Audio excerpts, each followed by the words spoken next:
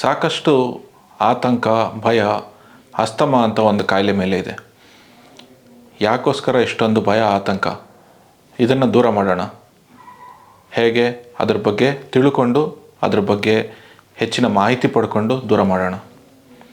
ನಾನು doctor Sharath Chandra, Shri Shankara cancer hospital Bengaluru ಈ ಆಸ್ಪತ್ರೆಯ ಪಲ್ಮನಾಲಜಿ ಡಿಪಾರ್ಟ್ಮೆಂಟ್ನಲ್ಲಿ ಕೆಲಸ ಮಾಡ್ತಾಯಿದ್ದೇನೆ. ನಮಸ್ಕಾರ. ಸೊ ಬ್ರಾಂಕಿಯಲ್ ಆಸ್ತಮಾ ಅಥವಾ ಅಲರ್ಜಿಯಿಂದ ಉಂಟಾಗುವಂತಹ ಶ್ವಾಸಕೋಶದ ಒಂದು ತೊಂದರೆ, ಮೇನ್ಲಿ ಹೇಗೆ ಈ ಒಂದು ಸಮಸ್ಯೆ ಬರುತ್ತೆ, ಏನು ಈ ಸಮಸ್ಯೆ ಅಂದರೆ, ಆಸ್ತಮಾ ಅಂದರೆ ಏನು, ಇದ್ರ ಬಗ್ಗೆ ಸ್ವಲ್ಪ ಗಮನ ಹರಿಸೋಣ. ಆಸ್ತಮಾ ಅಂದರೆ ಬೇಸಿಕಲಿ ಶ್ವಾಸಕೋಶದಿಂದ ಉಂಟಾಗುವಂತಹ ಒಂದು ಅಲರ್ಜಿಕ್ ರಿಯಾಕ್ಷನ್ ಯಾವುದಕ್ಕಾಗಿರ್ಬೋದು, ಧೂಳಾಗಿರ್ಬೋದು ಅಥವಾ ಹೊಗೆ ಆಗಿರ್ಬೋದು, ಅಥವಾ ವೇರಿಯಸ್ ಅಲರ್ಜೆನ್ಸ್, ಹೂವಿಂದ ಬರುವಂತಹ ಪೋಲನ್ಸ್ ಅಂತ ಹೇಳ್ತೇವೆ, ಅದರಿಂದ ಆಗಿರಬಹುದು, ಅಥವಾ ಮನೆಯಲ್ಲಿ ಪೆಟ್ ಆ್ಯನಿಮಲ್ಸ್ ಇರ್ಬೋದು, ಅದರಲ್ಲಿ ಬರುವಂತಹ ಒಂದು ಸಣ್ಣದಾದಂತಹ ಕೂದಲಿನ ಪುಡಿಗಳಾಗಿರಬಹುದು. ಇದಕ್ಕೆಲ್ಲ ಉಂಟಾಗುವಂತಹ ಒಂದು ಅಲರ್ಜಿಕ್ ರಿಯಾಕ್ಷನ್ನಿಗೆ ನಾವು ಬ್ರಾಂಕಿಯಲ್ ಆಸ್ತಮಾ ಅಂತ ಹೇಳ್ತೇವೆ. ಈ ಬ್ರಾಂಕಿಯಲ್ ಆಸ್ತಮಾ ಒಂದು ಬಹುಕಾಲದಿಂದ ಇರುವಂತಹ ಒಂದು ಸಮಸ್ಯೆ ಆಗಿರುತ್ತೆ. ಕ್ರಾನಿಕ್ ಏರ್ವೇ ಇನ್ಫ್ಲಮೇಷನ್ ಅಂತ ಕೂಡ ಹೇಳ್ತೀವಿ ಇದಕ್ಕೆ. ಬೇಸಿಕಲಿ ಇದರಲ್ಲಿ ಏನಾಗುತ್ತೆ ಅಂತಂದರೆ, ನಮ್ಮ ಶ್ವಾಸನಾಳಗಳು ಒಂದು ಮುಖ್ಯ ಶ್ವಾಸನಾಳ ಇರುತ್ತೆ, ಅದು ಡಿವೈಡ್ ಆಗಿ 2 ಶ್ವಾಸನಾಳಗಳಿಗೆ ಡಿವೈಡ್ ಆಗುತ್ತೆ. ಅದು ಫರ್ದರ್ 2 ಶ್ವಾಸಕೋಶಗಳಿಗೆ ಒಂದು ಮರದ ಒಂದು ಕೊಂಬೆಗಳು ಹೇಗೆ ವಿಂಗಡಿಸಿ ಡಿವೈಡ್ ಆಗಿ ಕೊನೆಗೆ ಎಲೆಗಳಲ್ಲಿ ಮುಟ್ಟುತ್ತೋ ಹಾಗೆ ಕೂಡ ನಮ್ಮ ಶ್ವಾಸಕೋಶಗಳು ಕೂಡ ಇರುತ್ತೆ. ಸಣ್ಣ ಬ್ರ್ಯಾಂಚ್ಗಳಾಗಿ ಕೊನೆಗೆ ಆಲ್ವಿಯೋಲೈ ಅಥವಾ ಒಂದು ಏರ್ ಸ್ಯಾಕ್ಸ್ ಅಂತ ಹೇಳ್ತೀವಿ, ಒಂದು ಸಣ್ಣದಾದಂತಹ ಬಲೂನ್ ಅಂತ ಅನ್ಕೋಬೋದು.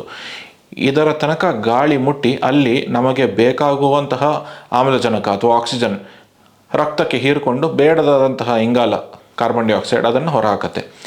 ಬೇಸಿಕಲಿ ಈ ಬ್ರಾಂಕಿಯಲ್ ಆಸ್ತಮಾ ಅಂತ ಹೇಳಿದ್ರೆ ಈ ಏರ್ವೇ ಅಥವಾ ಶ್ವಾಸನಾಳಗಳಲ್ಲಿ ಉಂಟಾಗುವಂತಹ ಒಂದು ಊತ ಅಥವಾ ಸ್ವೆಲ್ಲಿಂಗ್ ಯಾವುದಕ್ಕಾಗುತ್ತೆ, ನಾ ಈಗಾಗಲೇ ಹೇಳ್ದಂಗೆ ವೇರಿಯಸ್ ಅಲರ್ಜೆನ್ಸ್ ಇರ್ಬೋದು ಅಥವಾ ವೇರಿಯಸ್ ಡಸ್ಟ್ ಪಾರ್ಟಿಕಲ್ ಇರ್ಬೋದು, ಇದಕ್ಕೆ ಆಗುವಂತಹ ಒಂದು ಓವರ್ ಎಕ್ಸಾಜುರೇಟೆಡ್ ರೆಸ್ಪಾನ್ಸ್.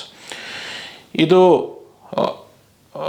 ಎಷ್ಟರ ಮಟ್ಟಿಗೆ ಇರುತ್ತೆ, ಯಾವ ಥರ ಸಿಂಪ್ಟಮ್ಸ್ ಪ್ರೆಸೆಂಟೇಷನ್ ಆಗುತ್ತೆ ಅಂತ ಹೇಳೋದಾದರೆ, ಕೆಲವರಲ್ಲಿ ಮೈಲ್ಡ್ ಆಗಿರಬಹುದು, ಕೆಲವರಲ್ಲಿ ಸಿವಿಯರ್ ಆಗಿರಬಹುದು.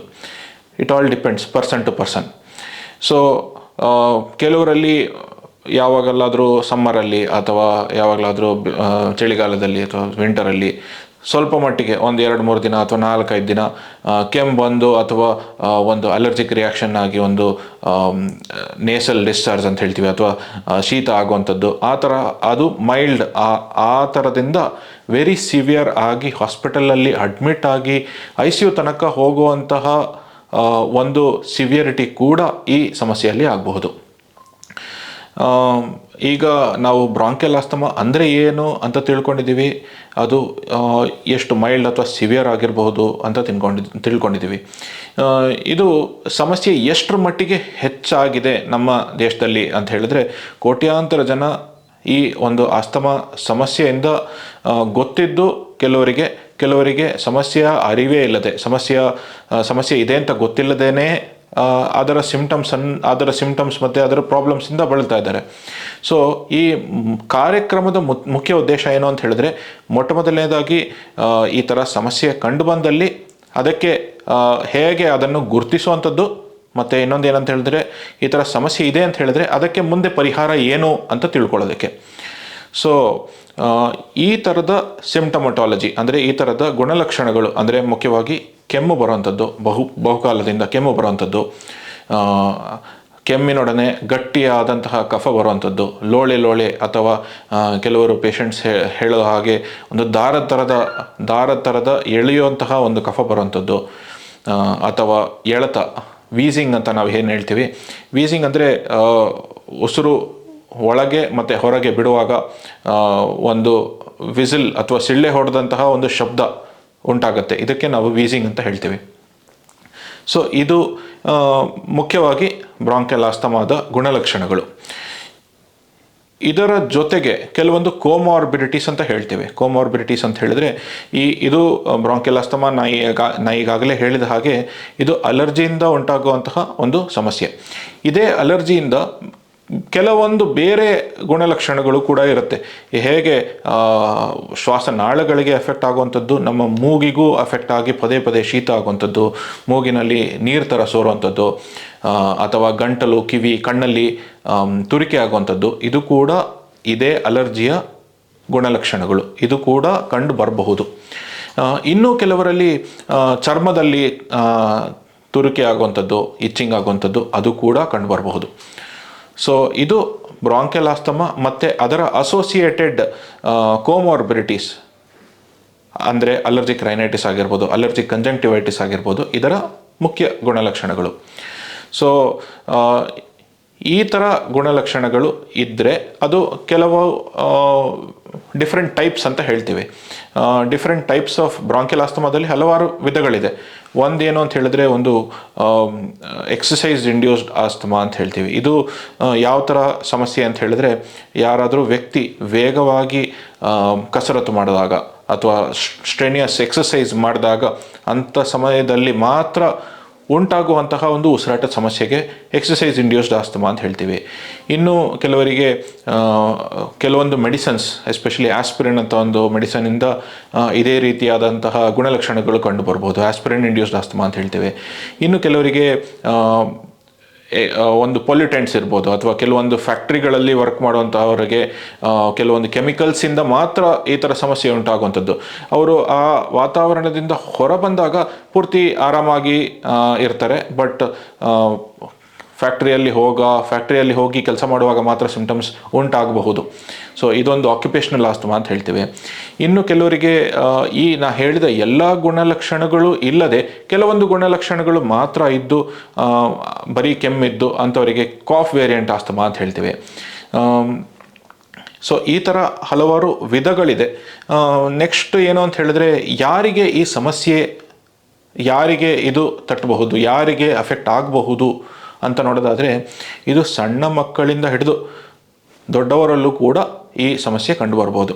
ಹೆಚ್ಚಾಗಿ ಏನು ಅಂತ ಹೇಳಿದರೆ, ಸಣ್ಣ ಮಕ್ಕಳಲ್ಲಿ ಈ ಥರ ಸಮಸ್ಯೆ ಕಂಡು ಬಂದವರಲ್ಲಿ ತುಂಬ early age of life, may be ಒಂದು 2 ವರ್ಷ, 6 ವರ್ಷ, 10 ವರ್ಷ, ಈ ಥರದ ಮಕ್ಕಳಲ್ಲಿ ಯೂಶಲಿ ಈ ಥರ ಸಮಸ್ಯೆ ಕಂಡು ಬರೋದು ಈಗ ಸಾಕಷ್ಟು ಹೆಚ್ಚಾಗಿ ನೋಡ್ತಾ ಇದ್ದೀವಿ.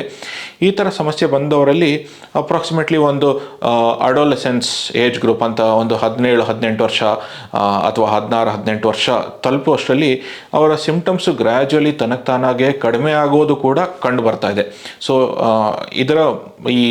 ಈ ವಿಷಯ ಹೇಳುವ ಮುಖ್ಯ ಉದ್ದೇಶ ಏನು ಅಂತ ಹೇಳಿದ್ರೆ, ಯಾರಿಗಾದರೂ ಆಸ್ತಮಾ ಅಂತ ಬಂದ್ಬಿಟ್ಟಿದೆ ಅಂತ ಹೇಳಿದ್ರೆ, ಇದೇನಪ್ಪ ಇದು ಸಮಸ್ಯೆ, ಜೀವನ ಪರ್ಯಂತ ಸಮಸ್ಯೆನಾ, ಆ ಥರ ಅಂದ್ಕೊಳ್ಳೋ ಅವಶ್ಯಕತೆ ಇಲ್ಲ ಅಂತ ಒಂದು ಸ್ಟ್ರೆಸ್ ಮಾಡಿ ಹೇಳೋದಕ್ಕೋಸ್ಕರ ಈ ಒಂದು ಪಾಯಿಂಟನ್ನು ನಾನು ಹೇಳ್ತಾ ಇರೋದು. ಸೊ ನಾ ಹೇಳಿದಾಗೆ ಸಣ್ಣ ಮಕ್ಕಳಿಂದ ದೊಡ್ಡವರಲ್ಲೂ ಕೂಡ ಯಾರಲ್ಲಿ ಬೇಕಾದರೂ ಕಂಡು ಬರಬಹುದು. ಮತ್ತು ವಿಮೆನ್, ಗಂಡಸರಿಗೂ ಈ ಸಮಸ್ಯೆ ಕಂಡು ಬರ್ಬೋದು, ಹೆಂಗಸರಲ್ಲೂ ಕಂಡು ಬರ್ಬೋದು, ಯಾರಿಗೆ ಬೇಕಾದರೂ ಬರಬಹುದು. ಬೇಸಿಕಲಿ ಏನು ಅಂತ ಹೇಳಿದ್ರೆ, ಮತ್ತೊಮ್ಮೆ ಹೇಳೋದಾದರೆ, ನಮ್ಮ ದೇಹ ಯಾವುದಾದ್ರೂ ಒಂದು ಅಲರ್ಜನ್ ಅಥವಾ ಫಾರಿನ್ ಬಾಡಿ, ಹೇಗೆ ನಾವು ಉಸಿರಾಟದ ಜೊತೆಗೆ ಗಾಳಿ ಜೊತೆ ಒಳಗೆ ಹೋಗಿದ್ದಾಗ ಅದಕ್ಕೆ ರಿಯಾಕ್ಷನ್ ಆಗಿ ಕೊಡುವಂಥದ್ದೇ ಈ ಸಮಸ್ಯೆ. ಮತ್ತೊಂದು ವಿಷಯ ಏನಂತಂದರೆ, ಹಲವಾರು ಬಾರಿ ನಾವು ಈ ಒಂದು ಸಂಗತಿಯನ್ನು ಕಂಡು ಬಂದಿರ್ಬೋದು. ಬೇರೆ ಊರಿಂದ ಇನ್ನೊಂದು ಊರಿಗೆ, ನಮ್ಮೂರಿಂದ ಬೇರೆ ಊರಿಗೆ ಅಥವಾ ಎಲ್ಲಾದರೂ ಪ್ರಯಾಣ ಮಾಡುವಾಗ ಕೆಲವರಲ್ಲಿ ಈ ಥರದ ಸಮಸ್ಯೆ ಉಂಟಾಗಬಹುದು.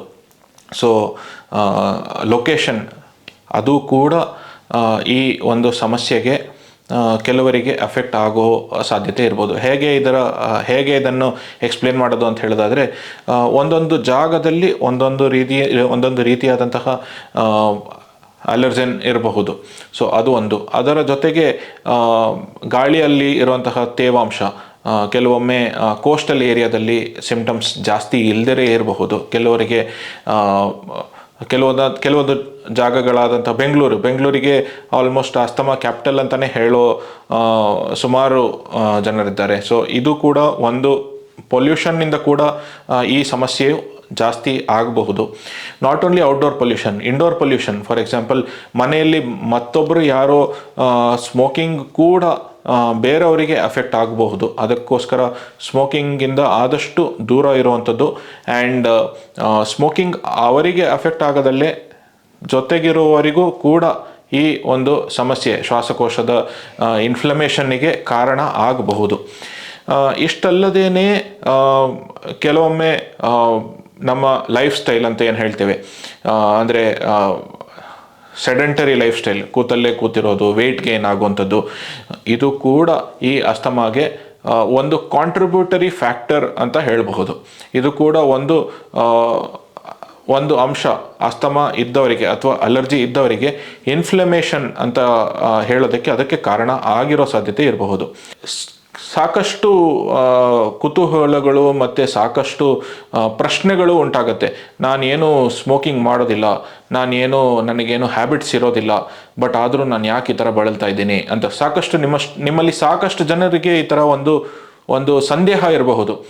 ಇದು ಏನು ಅಂತ ಹೇಳಿದ್ರೆ, ಈ ಅಸ್ತಮಾ ಅಥವಾ ಅಲರ್ಜಿ ಅಂತ ಒಂದು ಸಮಸ್ಯೆ ಒಂದು ರಕ್ತಗತವಾಗಿ ಕೂಡ ಬರಬಹುದು. ಇದು ಏನು ಅಂತ ಹೇಳಿದ್ರೆ, ಎರಡು ಮುಖ್ಯ ಅಂಶಗಳಿರುತ್ತೆ. ಒಂದು, ರಕ್ತಗತವಾಗಿ ಬಂದಿರುವಂತಹ ಅಲರ್ಜಿ ಟೆಂಡೆನ್ಸಿ ಒಂದು, ಅದರ ಜೊತೆಗೆ ನಮ್ಮ ವಾತಾವರಣದಲ್ಲಿರುವಂತಹ ಡಸ್ಟ್ ಮತ್ತು ಪೊಲ್ಯೂಟೆಂಟ್ಸ್. ಸೊ ಇದು ಎರಡೂ ಕೂಡಿದಾಗ ಆವಾಗ ಸಿಂಪ್ಟಮ್ಸ್ ಕಂಡು ಬರುವ ಸಾಧ್ಯತೆ ಜಾಸ್ತಿ ಆಗಿರುತ್ತೆ. ಸೊ ನಮ್ಮ ಕೈಯಲ್ಲಿ ರಕ್ತಗತವಾಗಿ ಬಂದಿರುವಂಥದ್ದನ್ನು ನಾವೇನು ತಡೆಯೋದಕ್ಕಾಗೋದಿಲ್ಲ.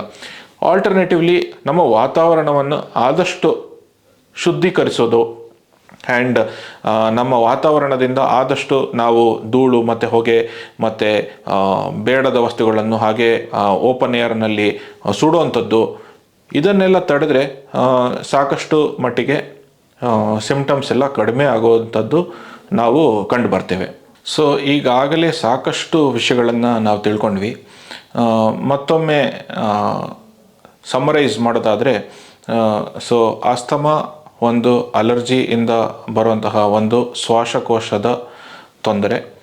ಮುಖ್ಯವಾಗಿ ಬಹುಕಾಲದಿಂದ ಕೆಮ್ಮು, ಎಳೆತ ಬರುವಂಥದ್ದು ಅಥವಾ ವೀಸಿಂಗ್ ಅಂತ ಹೇಳ್ತೀವಿ, ವೀಸಿಂಗು ಅಥವಾ ಗಟ್ಟಿ ಕಫ ಬರುವಂಥದ್ದು ಈ ಸಮಸ್ಯೆಯ ಮುಖ್ಯ ಗುಣಲಕ್ಷಣಗಳು. ಇದರ ಜೊತೆಗೆ ಅಲರ್ಜಿಗೆ ಸಂಬಂಧವಾದ ಕೆಲವಾರು ಗುಣಲಕ್ಷಣಗಳು ಅಂತ ಹೇಳಿದ್ರೆ, ಮೂಗಲ್ಲಿ ನೀರು ಬರುವಂಥದ್ದು, ಕಣ್ಣಲ್ಲಿ ಕಡಿತ ಆಗುವಂಥದ್ದು, ಗಂಟಲಲ್ಲಿ ಕಡಿತ ಆಗುವಂಥದ್ದು ಅಥವಾ ಚರ್ಮದ ನವೆ ಆಗುವಂಥದ್ದು, ಇದು ಕೂಡ ಕಂಡು ಬರಬಹುದು. ಇದು ಮುಖ್ಯವಾಗಿ ನಮ್ಮ ವಾತಾವರಣದಲ್ಲಿರುವಂತಹ ಒಂದು ಡಸ್ಟು, ಪೊಲ್ಯೂಟೆಂಟ್ಸು ಅಥವಾ ಪೋಲನ್ ಅಂತ ಹೇಳ್ತೀವಿ ಅದಿರ್ಬೋದು, ಅಥವಾ ಆ್ಯನಿಮಲ್ ಡ್ಯಾಂಡರ್ ಅಂತ ಹೇಳ್ತೀವಿ, ಅದರಿಂದ ಟ್ರಿಗರಿಂಗ್ ಆಗಿ ಸಿಂಪ್ಟಮ್ಸ್ ಜಾಸ್ತಿ ಆಗುವ ಸಾಧ್ಯತೆ ಇರಬಹುದು ಅಥವಾ ಅದರಿಂದ ಸಿಂಪ್ಟಮ್ಸ್ ಕಂಡು ಬರಬಹುದು. ರಕ್ತಗತವಾಗಿ ಕೂಡ ಇರಬಹುದು. ಮತ್ತು ನಮ್ಮ ವಾತಾವರಣದಲ್ಲಿ ಇರುವಂತಹ ಸ್ಮೋಕ್, ಡಸ್ಟ್ ಕೂಡ ಇದಕ್ಕೆ ಮುಖ್ಯ ಕಾಂಟ್ರಿಬ್ಯೂಟರಿ ಫ್ಯಾಕ್ಟರ್ಸ್ ಆಗಿರುತ್ತೆ. ಸೊ ಡಿಫ್ರೆಂಟ್ ಟೈಪ್ಸ್, ಹಲವಾರು ವಿಧಗಳು ಯಾವ್ದು ಅಂತ ತಿಳ್ಕೊಂಡಿದ್ದೀವಿ. ಅಲರ್ಜಿಕ್ ಆಸ್ತಮಾ ಜೊತೆಗೆ ಎಕ್ಸಸೈಸ್ ಆಸ್ತಮಾ ಇರ್ಬೋದು, ಅಥವಾ ಡ್ರಗ್ ಇಂಡ್ಯೂಸ್ಡ್ ಇರ್ಬೋದು, ಅಥವಾ ಕೆಲವೊಂದು ಆಕ್ಯುಪೇಷನಲ್ ಆಸ್ತಮಾ ಇರ್ಬೋದು. ಕೆಲವರಿಗೆ ಪೆರಿನಿಯಲ್ ಅಂತ ಹೇಳ್ತೀವಿ, ಅಂದರೂ ವರ್ಷದ ಕೆಲವೊಂದು ತಿಂಗಳಲ್ಲಿ ಮಾತ್ರ ಸಿಂಪ್ಟಮ್ಸ್ ಕಂಡುಬರುವಂಥದ್ದು, ಅಥವಾ ಕೆಲವರಿಗೆ ಎಲ್ಲ ಗುಣಲಕ್ಷಣಗಳು ಇಲ್ದಲೇ ಬರೀ ಕೆಮ್ಮು ಇರೋವಂಥದ್ದು. ಇದರ ಬಗ್ಗೆ ತಿಳ್ಕೊಂಡಿದ್ದೀವಿ. ಮತ್ತು ಈ ಆಸ್ತಮಾ ಯಾರಲ್ಲಿ ಕಂಡುಬರ್ಬೋದು ಅಂತ ತಿಳ್ಕೊಂಡಿದ್ದೀವಿ. ಮಕ್ಕಳಲ್ಲಿ, ದೊಡ್ಡವರಲ್ಲಿ, ಗಂಡಸರಲ್ಲಿ, ಹೆಂಗಸರಲ್ಲಿ, ಯಾರಲ್ಲಿ ಬೇಕಾದರೂ ಬರಬಹುದು. ಮತ್ತು ಈ ಥರದ ಆಸ್ತಮಾ ಅಥವಾ ಈ ಥರದ ಸಿಂಪ್ಟಮ್ಸ್ ಬಂದಾಗ ಎಷ್ಟು ಸಿವಿಯರಿಟಿ, ಮೈಲ್ಡ್ ಇರಬಹುದು, ಮಾಡ್ರೇಟ್ ಇರಬಹುದು, ಅಥವಾ ಸಿವಿಯರ್ ಆಗಿ ಅಡ್ಮಿಷನ್ ಮತ್ತು ICUನ ಅವಶ್ಯಕತೆ ಬರುವಂಥ ಸಂದರ್ಭ ಕೂಡ ಬರ್ಬೋದು ಅಂತ ತಿಳ್ಕೊಂಡಿದ್ದೀವಿ. ಸೊ ಈ ಥರ ಯಾವುದಾದ್ರೂ ಸಮಸ್ಯೆ ಬಂದರೆ, ಯಾರಿಗಾದರೂ ಸಮಸ್ಯೆ ಬಂದರೆ ಅದಕ್ಕೆ 100% ಅದಕ್ಕೆ ಪರಿಹಾರ ಇದೆ, 100% ಅದಕ್ಕೆ ಟ್ರೀಟ್ ಮಾಡಬಹುದು.